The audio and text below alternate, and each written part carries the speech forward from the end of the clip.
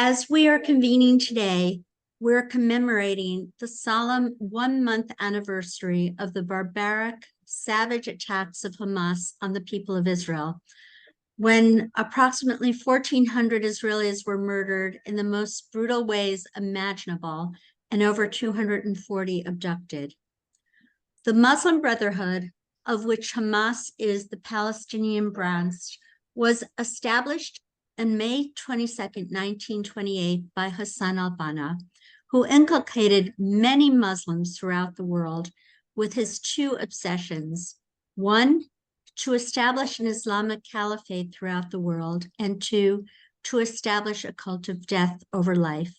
In Hassan al-Banna's own words, God is our goal, the Prophet is our model, the Quran is our law, jihad is our path, and martyrdom is our inspiration.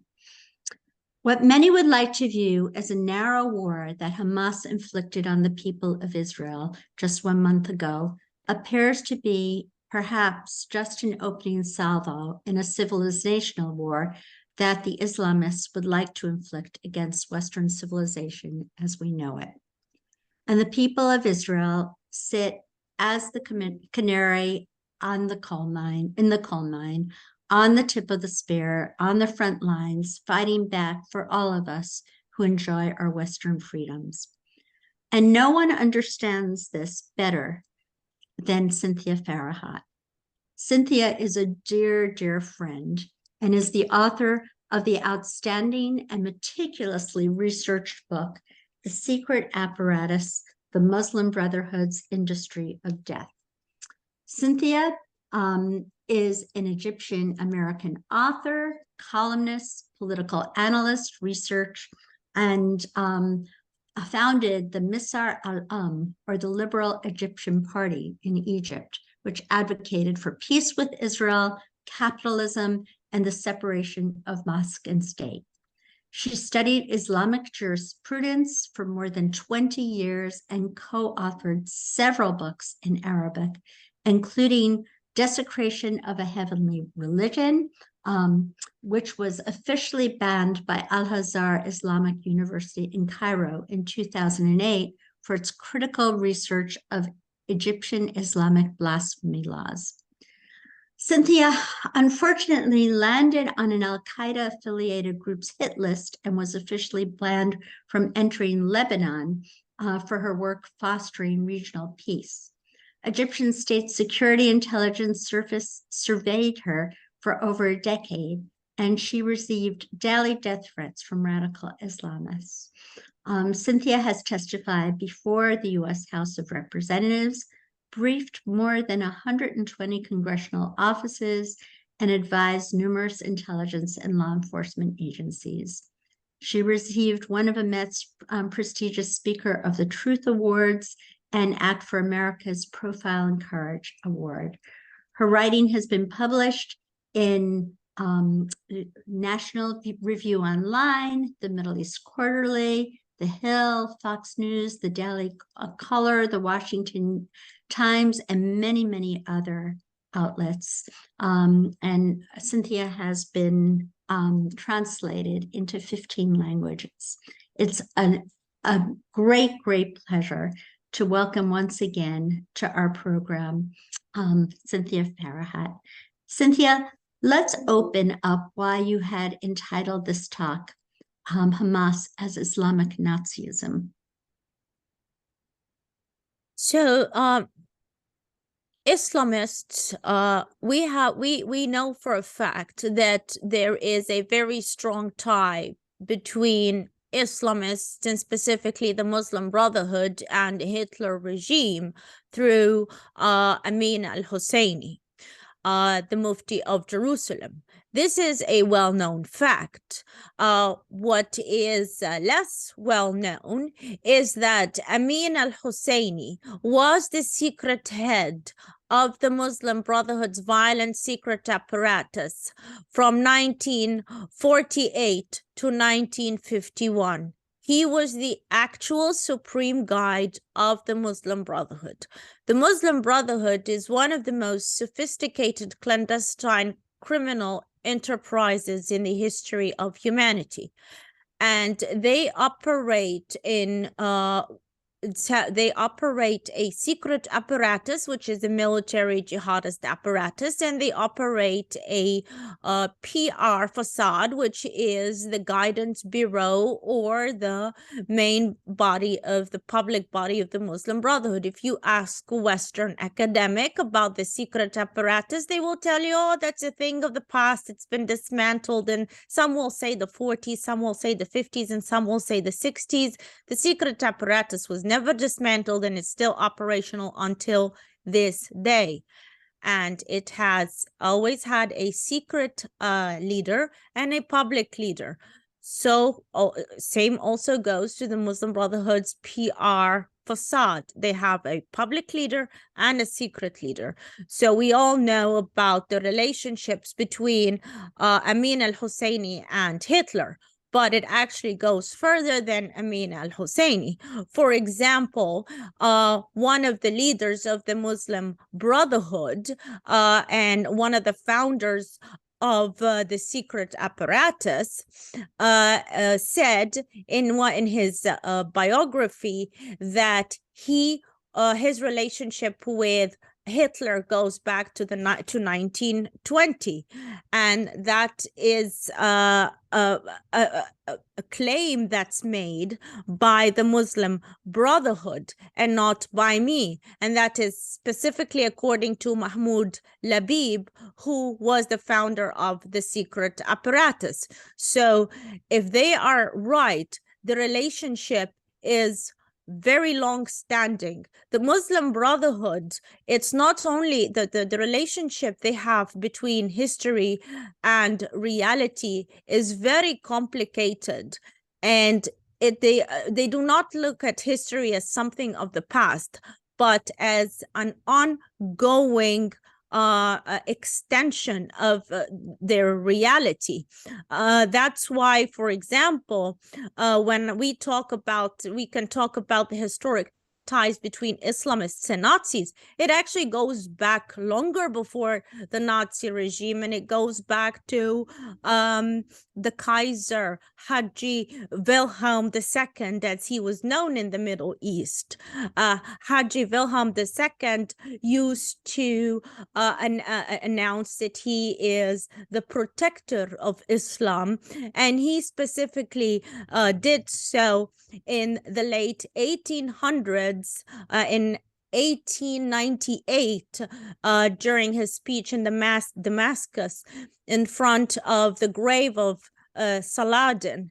So the project of Islamic agitation and its ties to modern Western propaganda goes all the way back to Wilhelm II and his advisor Max von Oppenheim, who said he was going to unleash Muslim fanaticism that borders on insanity, and that's a quote. They started the project by recruiting jihadist agitators from the Ottoman Empire with the help of the Ottoman War Minister Enver Pasha.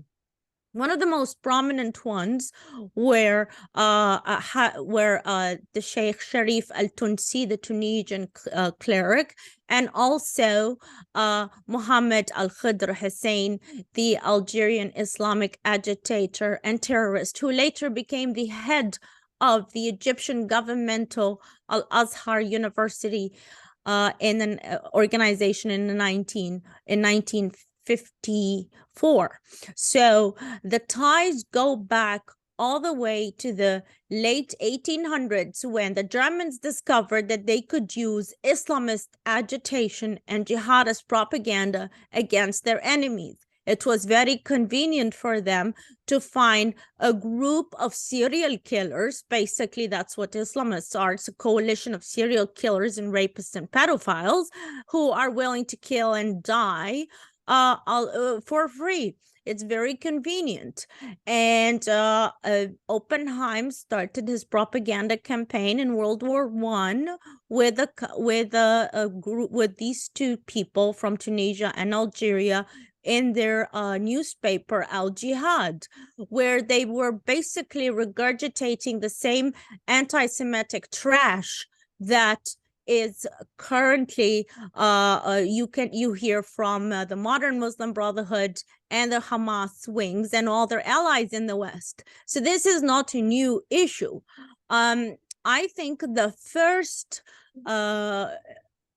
according to my own personal research, the first time I saw a cohesive genocidal manifesto against the Jewish people was in a book by a Shia cleric called Ayatollah Muhammad Hussein Kashif al-Ghata. He was born in 1877 and he died in 1954. His book, incredibly, the book that narrates, that it compiles all his important Islamic ceremonies, it's titled Greater Palestine. And he extensively talks about what he sees as the 3 stages of killing and murdering Jews. Of course, the first stage is propaganda, according to this man. And it goes, of course, the propaganda goes through preaching anti-Semitic, holding anti-Semitic religious ceremonies, finding ways to incorporate the Jewish hatred in articles and in books and in media appearances. And then the second stage, after the propaganda has become little successful, is to boycott Jewish businesses. And we see this in America in the BDS movement. And the third stage is through armed jihad and the elimination of the Jewish people. That's according to Ayatollah Muhammad Hussein Kashif al-Ghata in the book Greater Palestine. That's not my conspiracy theory, that's their own words. And in my own personal analysis, this speech was given in the early 1940s or the late 1930s. Now, this man is a Shia, and he is also one of the founders of an Islamist organization that aimed to bridge the gap between Sunni and Shia jihadists, to unify them against Jews and against all of their infidel common enemies. In 1947, he was among the co-founders of something called the Kinship House for Proximity of Islamic Thought. And it's called in Arabic Dar al-Taqrib, the House of Proximity. And the first meeting where they discussed this was between Hassan al-Banna and several Al-Azhar University Islamic scholars, and also very famous Shia clerics such as Taqiyuddin al-Qumi and a lot of Shia fighters. And that meeting was in 1937, according to the Iranian newspaper Al-Ijtihad. So that's not that conspiracy to bridge the gap between militants of both sides. Some commentators are blaming it on Israel, the audacity of it, to blame it on the Jewish people in Israel, while I prove in my book that it's a 14th century project to bridge the gap between militants from both sects to murder and annihilate the common enemies. And then they were worried later about whatever differences they have together. And currently, the Kinship House for Proximity's headquarters are in Iran. And it incorporates members of the Muslim Brotherhood as well as Shia clerics. And also it works with the Qatari regime. So that proximity project is basically command and control center for to bridge the gap under the benign facade of we're trying to find peace between the two sects, but what it actually is a jihadist terrorist coalition between both sects. So Cynthia, I'm sorry, go ahead. Right. And unfortunately and sadly, the United States is involved in this process as well, where we have all seen the horrific anti-Semitism, the disgusting anti-Semitism drivel coming out of American institutions and American universities. I'll give you one very disturbing example that I'm sure your viewers never heard of. Georgetown University has a branch in Qatar, and the University School of Foreign Services in Qatar in 2015 invited Iran's cultural attaché in Qatar, Mehdi Khaliqi, to join an event titled Iran Arab Cultural Ties. And that conference hosted by Georgetown University in Qatar what took place in January 2016. So how is it legal for an American university to broker meetings? We don't know. It was never aired, of course, the contents of the event, only the announcement that it's taking place. How is an American university allowed to broker ties between a jihadist? Mehdi Khaliqi is an actual jihadist, and I discuss him extensively in my book, from the Iranian government, and to basically have conversations with the Muslim Brotherhood under the benign slogan of Iran Arab cultural ties. How are they not on a terror watch list? Right. All right. So Cynthia, tell us a little bit about the significance of why Hamas had chosen October 7th to attack Israel. So when it comes to the Muslim Brotherhood and Islamists, nothing on earth is coincidental. Everything is very symbolic and extremely well thought of. According to the Hamas's own leadership, they have been plotting for this attack for at least a year. So the significance of choosing October 7th is to resemble the Yom Kippur War of 1973, when the Egyptian military surprised Israel while they were celebrating a Jewish holiday. And what Egyptians are not going to be happy about is that, yes, Egypt indeed lost the war because Israel was 100 kilometers away from Cairo.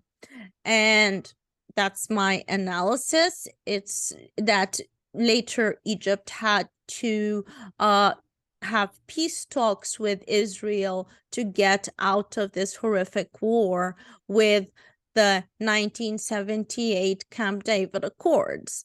Because if they had not had peace with Israel, Israel would have occupied Cairo, basically, where they were on the verge of doing it. So I think that's why they had the war. The choice of October 7th is to redefine the Camp David Accords, is for Islamists to say, we are the new leaders. This attack resembles the war of 1973, but this time it's going to have a different outcome. It's not going to be peace with the Jewish nation. It will be the annihilation of the Jewish nation. They are trying to redefine the outcome of the war of 1973 that resulted in peace.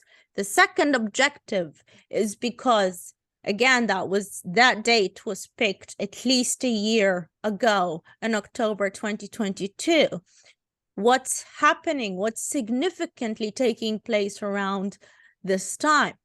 In December 10th, there is the Egyptian presidential elections. And Sisi is basically the most popular candidate. But after this huge, horrific event, all of a sudden, Islamists are getting a lot more support.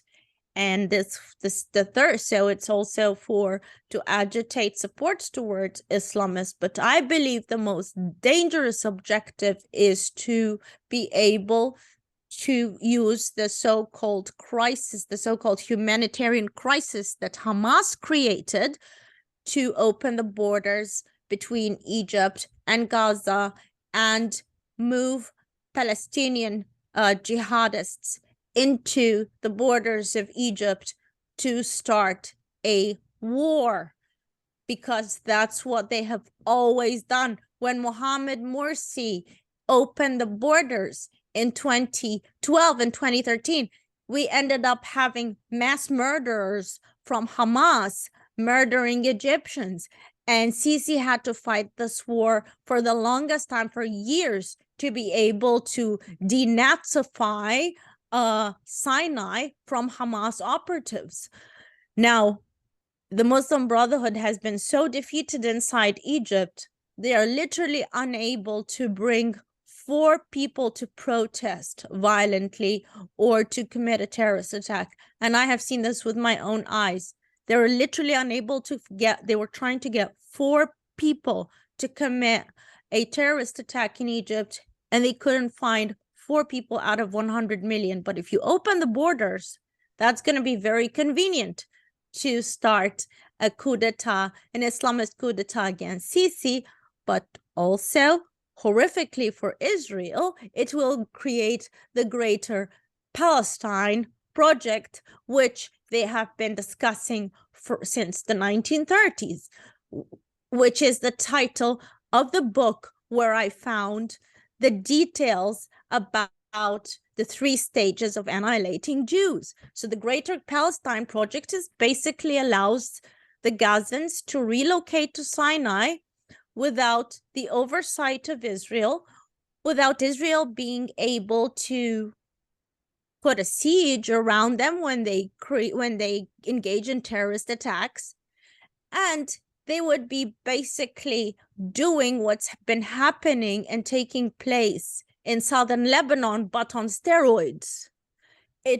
So I don't understand. They thought, oh, the experience of southern Lebanon has been so successful with Hezbollah using it as basically a base to launch rockets against Israel. Let's expand it by 10-folds and give those homicidal maniacs, these bunch of serial killers, more land so they can conveniently plot war and against Israel. And if they have the Egyptian presidency, they can guarantee a success when they bring about the Egyptian military into this war and nullify the Camp David Accords. Right. That's the whole point. That explains clearly why Sisi has limited the amount of refugees from Gaza through the Rafah crossing into Egypt. Yet the people are have you seen any polls in terms of the Muslim Brotherhood versus Sisi, and how free and fair do you think these elections will be in Egypt? So I think I don't usually believe in that Islamists are capable of holding free and fair elections. If they do not respect human life, they will not respect human vote. But at the same time, I know that they are still severely unpopular in Egypt. There was a time in Egypt where you could not walk down the streets if you had the Muslim Brotherhood beard, because Egyptians were able to see the horrific atrocities that they were committing against Muslims. And that takes me to another important point. When people talk about the civilians in Gaza, Actually, what Hamas has been doing since they took power is exterminate their opponents inside Gaza in the most horrific way imaginable.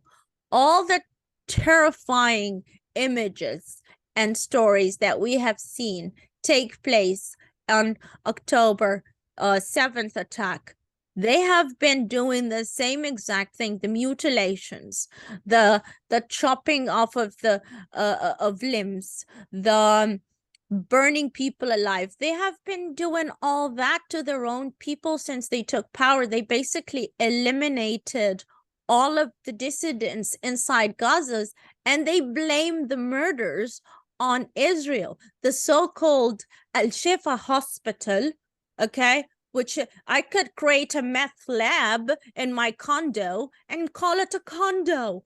It's not a meth lab, it's a condo.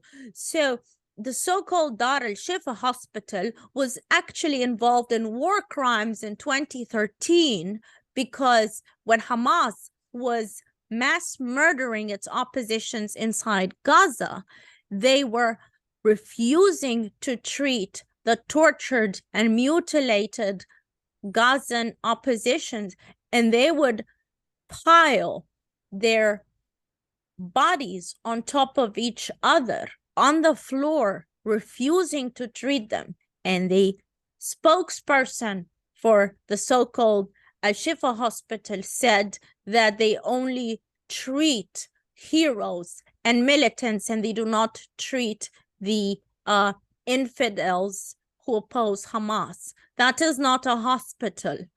That is not what a hospital is. They're also doing the same thing in other hospitals.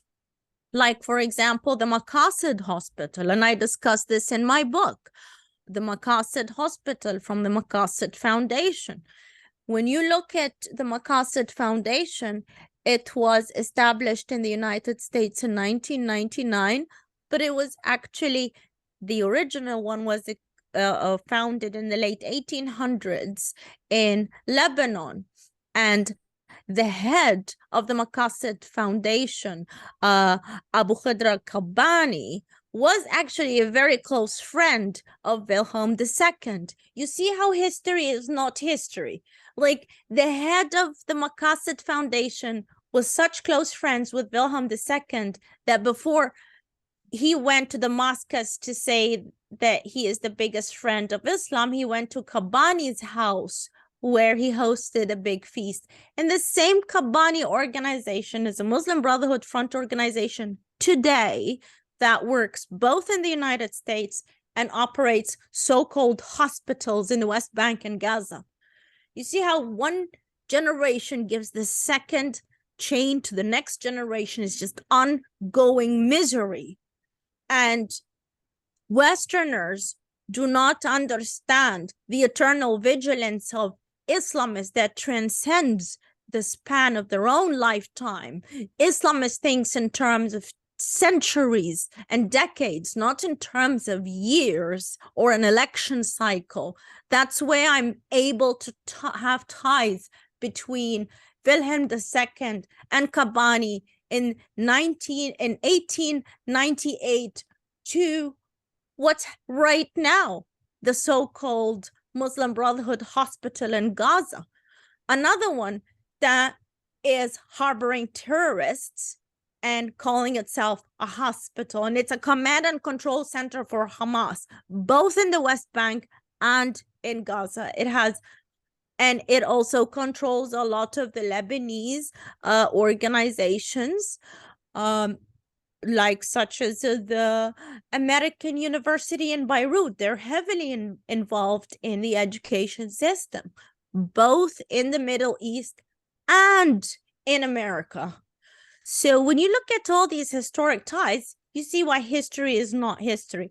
And the most incredible thing when it comes to Islamic-Nazism, that's not hyperbole that's not a hyperbolic interpretation of what they are behaving. It's not analysis. I'm not drawing similarities.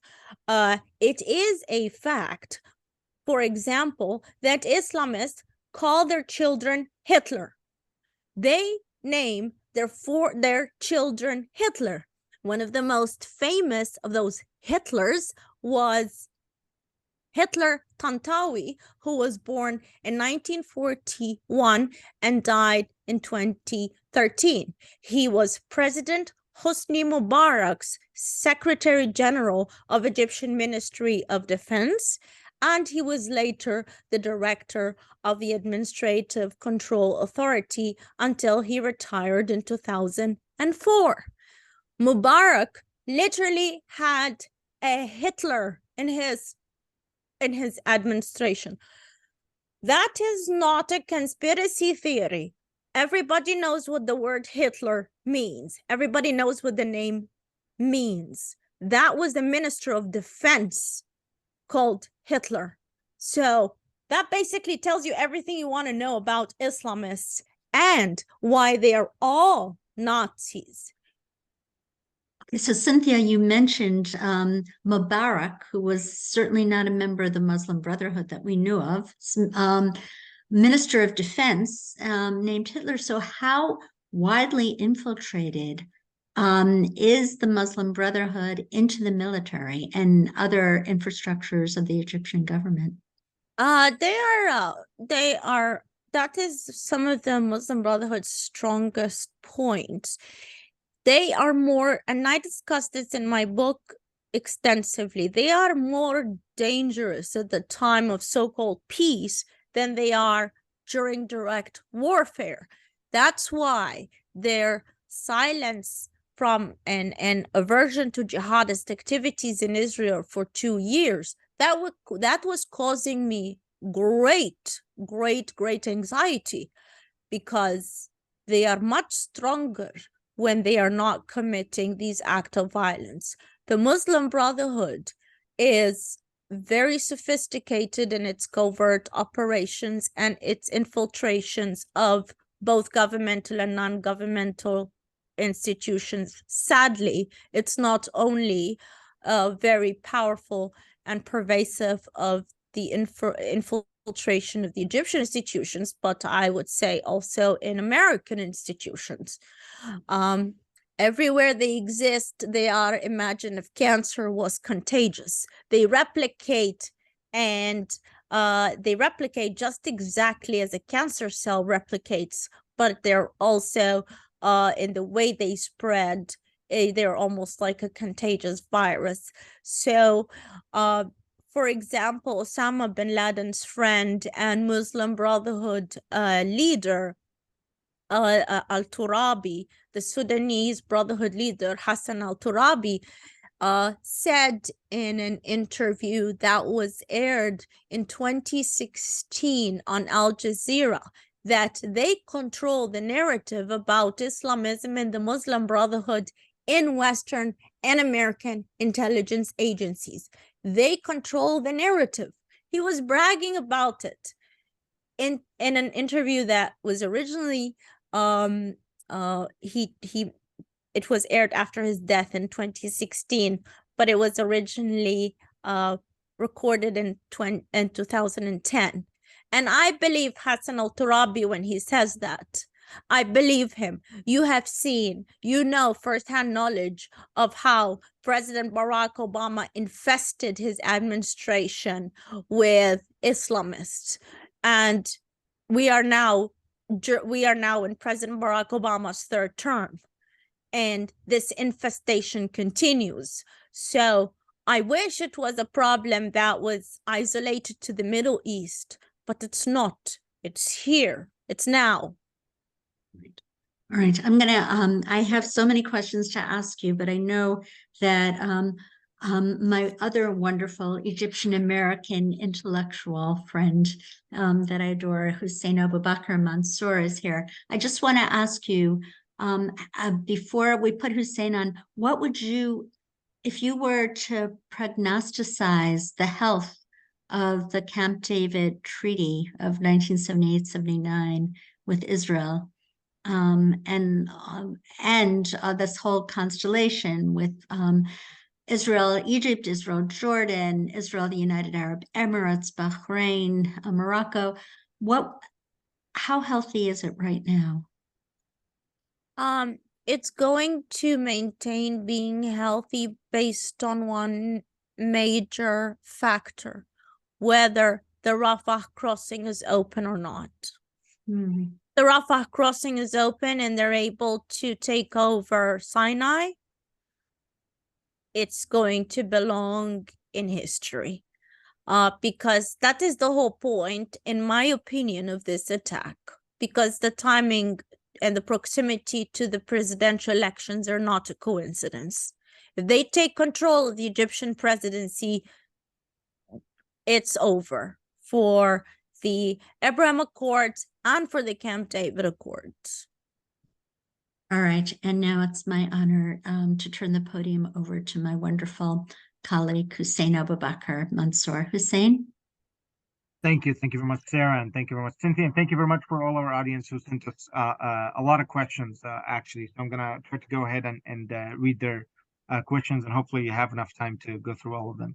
The first question that we have, why are organizations in the United States scared, that is a branch of the Muslim Brotherhood, while are designated as terrorist organizations in other Muslim countries, such as the UAE, are allowed to operate in the United States and even to partner with the White House on their anti-Semitism program strategy?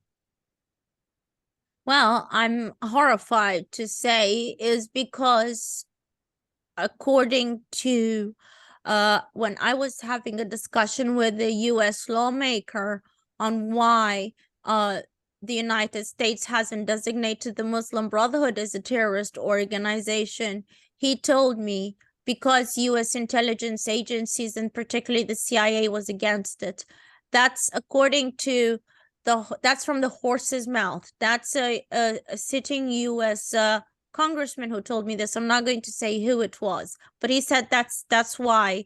And when you look in my book, you will see indeed that the CIA unfortunately has been working with the Muslim Brotherhood officially since the 1950s, and they continue to work with them. For example, I have uncovered a document from the declassified CIA library on the internet that's entitled Covert Action, and it discusses a meeting that took place in 1979 between US officials and heads of states from Islamic countries, and they have discussed, of course, the weaponization of jihadists in Afghanistan, but more importantly, they discussed something of the project of spreading Islamist propaganda across the Middle East. That's a fact, according to their own documents and not my conspiracy theory, that the CIA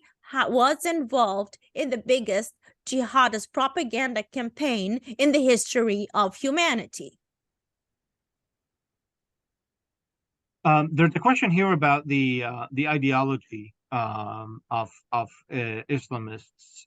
They often combine, of course, or stand on the two pillars of anti-Semitism, anti-Judaism, and anti-Westernism and anti-Americanism in general. Now, what exactly are the connection between both? Are they more anti-Semitic than they are anti-Western? Is one of them function of the other? What is the relationship between the anti-Westernism and the anti-Semitism of these ideologies? I'll use the words of Islamists, Jews on Saturday and Christians on Sunday.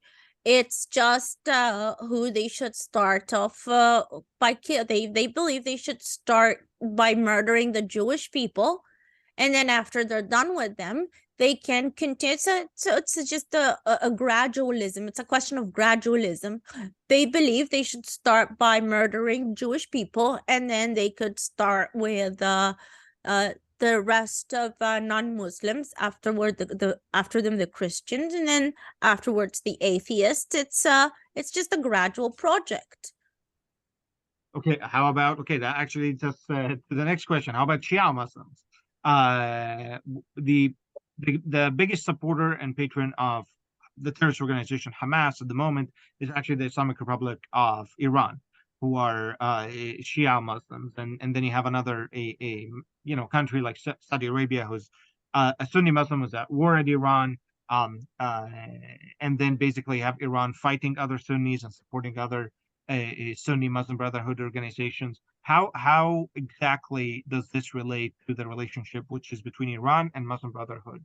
So the relationship between Iran and the Muslim Brotherhood is inseparable.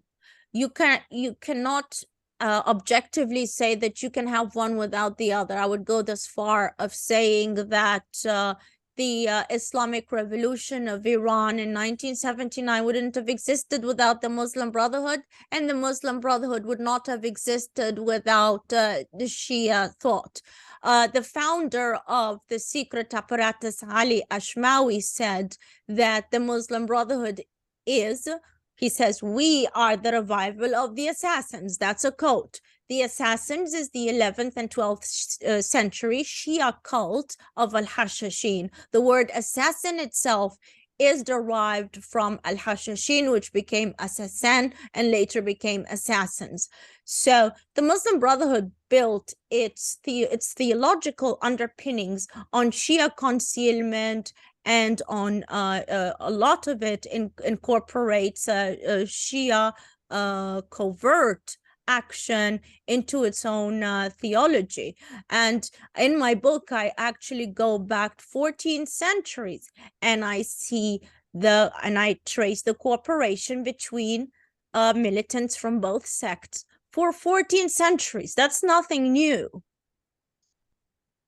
We have a question about actually the current conflict in Egypt. Why weren't the Egyptians more effective at preventing smuggling weapons into Gaza, since they had so many wars and so many problems with Hamas already? I'm sorry, you were breaking up. Can you please repeat the question? Why weren't the Egyptian authorities more effective at preventing the smuggling of weapons into the Gaza Strip if they already had so much tension and actually war with the Hamas terrorists? That's a great question, and it also ties back to Sarah's original question: is how infiltrated is the Egyptian military and the Egyptian government? The infiltration is quite intense. So there might be factions inside the Egyptian government who sees the Muslim Brotherhood for what they are. Others are card-carrying members of the Muslim Brotherhood. Let's not forget that under Hosni Mubarak's regime, the man who was responsible in military intelligence to oversee that the Muslim Brotherhood doesn't infiltrate the Egyptian army was a card-carrying member of the Muslim Brotherhood, Abbas Mukhaymar. So so that's what the problem is. You can't tell who's who easily, because they are so good at camouflaging themselves in any position they hold. Thank you. We have a question actually about the situation of the Copts in Egypt. How are the Christians in Egypt doing right now? The Christians in Egypt are doing a lot better under Sisi.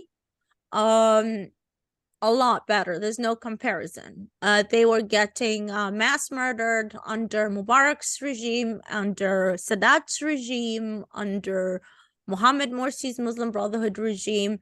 They were, like, for example, officially, it was illegal to murder Christians for the first time since the 1950s. It's the first time under Sisi it became criminal, and it became you could get the death sentence if you murder a Christian. That wasn't the case under his predecessors.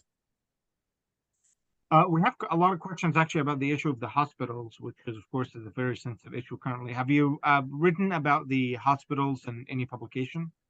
Actually, I have mentioned the Maqasid, the Foundation Hospital, in my book, because Islamists have learned they're very good students of propaganda, of course, from the Soviet Union and from the Nazi regime, of how to play these games with the West. And Westerners, useful idiots, you always fall for it. You could put lipstick on a pig, but it's still lipstick on a pig. It's still, you could call your headquarters a hospital, but it's still a terrorist headquarters of Hamas. And Al-Shifa Hospital specifically was all over Arabic news in 2013 because of its crimes against humanity, even so much so that the UN was speaking against them. That's how bad they were against just in the treatment of Gazans. They were ripping open the bellies of pregnant women since 2013. That's not new. So if you're looking at the news and if you Google it in Arabic and limit your search, for example, that's how you could look at it yourself. If you write Al-Shifa Hospital Arabic and limit your search to before 2013 on Google, you will see all the horrific accounts of their participation in war crimes. And what's the name of your book for the audience? It's The Secret Apparatus, the Muslim Brotherhood's Industry of Death. And the subtitle is also not my hyperbolic interpretation of the lovely benevolent group. It's what the Muslim Brotherhood says it is. They say we are an industry of death. Now, there are a question about money. Who is currently financially supporting anti-Israel, anti-Semitic groups and marches that are currently happening in the US and Canada? I will add to that, who's also supporting and financing Muslim Brotherhood activities in the United States and Western societies in general. So, of course, I blame the Qatari government. The Qatari government, something else I reveal on my book, that the Qatari royal family are card-carrying members of the Muslim Brotherhood. They're not sympathizers. They're actually card-carrying members. And the most important person who made this allegation was Mohammed Al-Honi. Now, Mohammed Al-Honi was the advisor of Gaddafi, and he later became an advisor of Saif al-Islam al-Gaddafi. And he attended a meeting where the Qatari royal family was discussing their direct membership in the Muslim Brotherhood. So that's why. And we need to start talking about the Qatari involvement with Iran, with the Taliban, with ISIS. And how they are funding, they're allowed to also fund U.S. institutions. They're allowed to bribe governmental and non-governmental institutions under the banners of charities.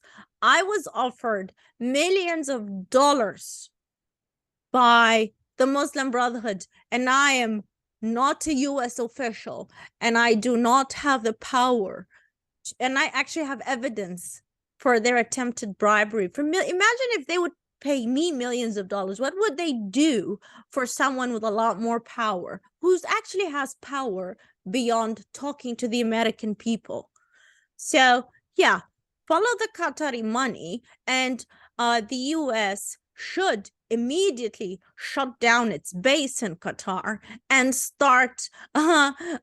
just start treating them the way we should be treating Iran, as a global sponsor of terrorism, because that's exactly what they are, as well as Turkey, as well as the Erdogan regime. So the dynamic between the Erdogan regime and the Qatari regime, Erdogan is the head of the political, he's actually the guide of the Muslim Brotherhood. He's the head of the political operations, and Qatar is the command and control center for the military operation. And that's why the Taliban so-called political office is in Qatar as well.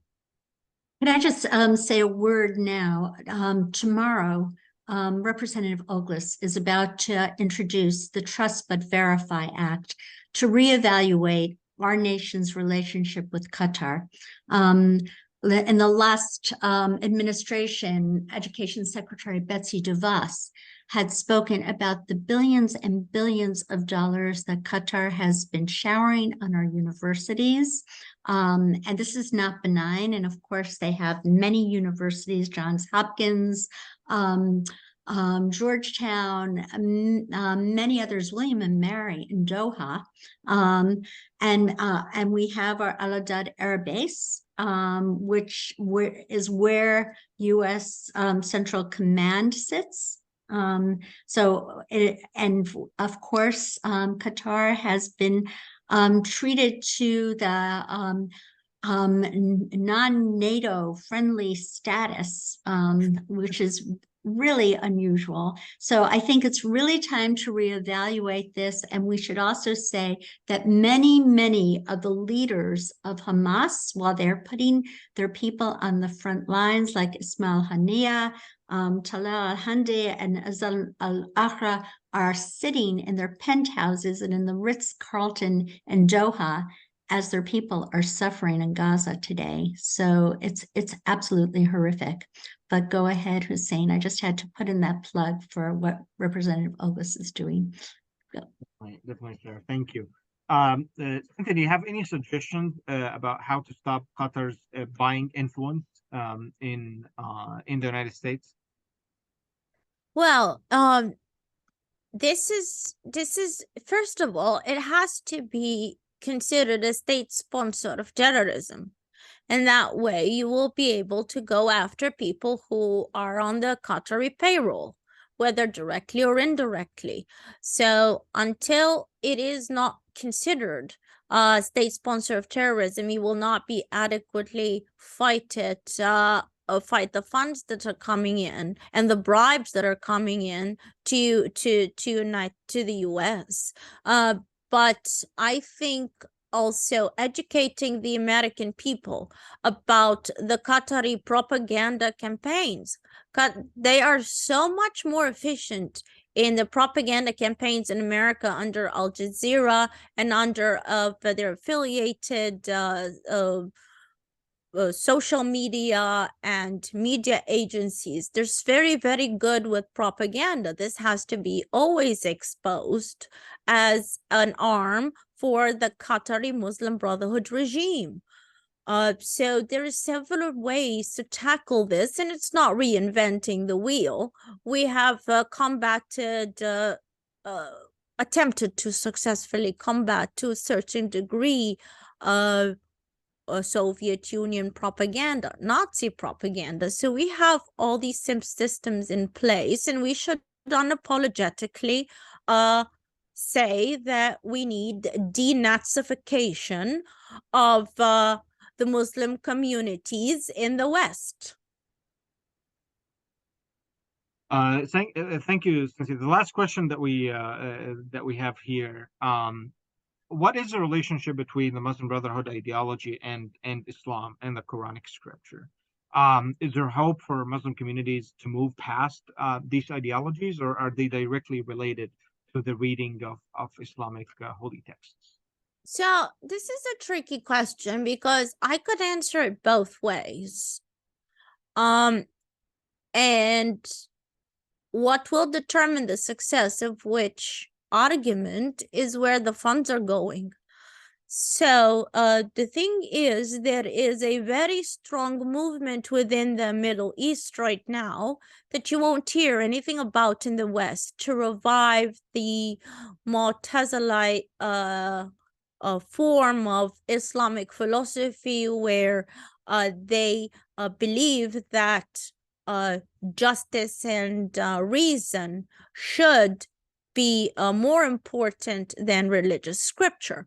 So religious scripture should be interpreted within the human context of rational thinking. So that's a very strong and growing movement, which makes me very hopeful.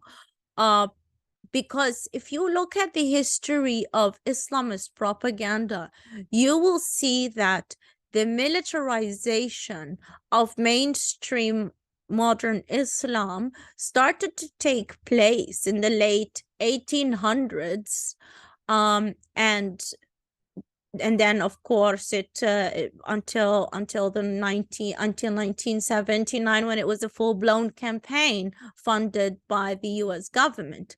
So the militarization of Islam itself what is relatively in modern history a new project when you look at the context of all of the, you know, of time of the span of 14 centuries. So there are very peaceful interpretations of Islam that are adhered by, for example, by the Quranist movement, and the Neo-Mu'tazilites. I'll give you an example. For example, you have the show that belongs to Islam al-Bahari, where he says things about radical Islam that were considered the worst form of blasphemy. 10 years, 20 years ago, someone could get murdered by his own family. And now these modern interpretation and moderate interpretations are being streamed daily on Egyptian TV. So I'm hopeful, but there is no way that movement could survive without the support of the West, which is working against it, by the way. Hussein, did you want to say anything further? No, thank you. Thank you. Okay. Yeah. And both Hussein and Cynthia share a tremendous amount in common and have both suffered enormously at the hands of Islamists, whether or not they were infiltrated into the government or outwardly Islamists. I just want to make a couple of announcements. First and foremost is everybody should buy The Secret Apparatus, which just came out last year. And I know that Cynthia could keep on going and keep on writing forever on this topic. Another thing that I really have to say is that November 14th, which is just about a week away, there's going to be a massive, hopefully massive demonstration of people in support of Israel in Washington, D.C. Last Saturday, there were tens and tens of thousands of people who came out in support of the Gazans. I don't know if they realized they were supporting the Muslim Brotherhood and Hamas and the brutality. I would like to believe that they're not. I would like to believe that they're naive, but many people did come out, and we have to support Israel's struggle to survive and the Jewish people, Christian people's, humanity's struggle to survive against radical Islam. So I really would like to encourage everyone to look out for the information about coming to the Capitol, Washington, D.C., next Wednesday. Also, we really do want people to come out to our Rays of Light in the Darkness dinner on December 5th, where Cynthia was once one of our speakers of the truth. And as you can hear, she is. And Hussein, we're very honored to say, along with many others, or a few others, will be a speaker of the truth. And that is December 5th, somewhere in Washington. If you go to our website at www.ametonline.org, you'll see a banner, or you could go to just ametonline.org /rays of light in the darkness. We hope to see as many of you then. I mean, if you like our work, if you like Amet, if you like the truth, we're really depending on all of you for your support. And Cynthia, it is always a tremendous honor, a privilege, and a pleasure to hear you. You are a font of information and wisdom, and we just adore you. Thank you, Sarah. And before I leave, I would like to also make an announcement of my own. And my husband and I take the Never Again oath very seriously. It's not a vapid slogan, it's an oath. We have long vowed to protect the Jewish people in every way, form, imaginable. And my husband would like to offer Jewish people in the DMV area free lessons on the use of firearms to protect themselves and their families. He is a world-class expert in his field, and we strongly believe that every Jewish person should be armed, of course, according to the laws of your state and of your city. But please contact Emmett to get my email information so I can set up this for you with my husband, Jeffrey. Thank you, Sarah. Thank you so much, Cynthia. And thank you to you, Jeffrey. Until next week. Thanks. Bye-bye.